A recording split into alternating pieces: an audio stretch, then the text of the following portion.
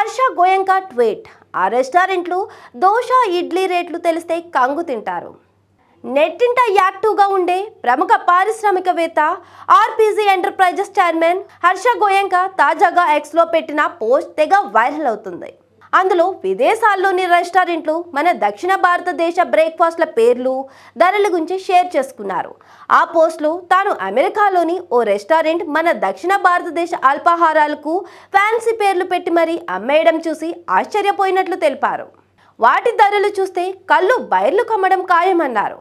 నిజంగా ఆ పేర్లు వింటే గనుక కానేక మజా కథం, ఇలాంటి పేర్లతో తింటే తినడంలో ఉండే ఆనందం పోతుంది అని క్యాప్షన్ జోడించి మరీ సదరు రెస్టారెంట్ మెనూని కూడా జత చేసి మరీ పోస్ట్ చేశారు.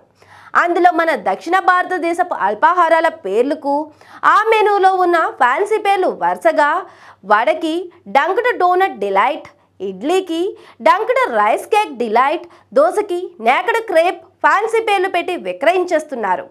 ఇక వాటి ధరలు చూస్తే వామ్మో అని నోరెళ్ళబెడతారు. ప్లేట్ దోశ ధర 1400, ఇడ్లీ సాంబార్ ధర 1300, వడ ధర 1400. మెనూలో ధరలు ఉండడం విశేషం. ఈ పోస్ట్ని చూసి నెటిజన్లు తమదైన శైలిలో స్పందించారు. బహుశా వాళ్ళు ఈ వంటకాలు తయారు చేయడానికి ఎంతమంది పని వాళ్ళను పెట్టుకున్నారో అందుకే కాబోలు చుక్కలు చూపించేలా ఈ ధరలు అని కామెంట్లు చేస్తూ పోస్టులు పెట్టారు.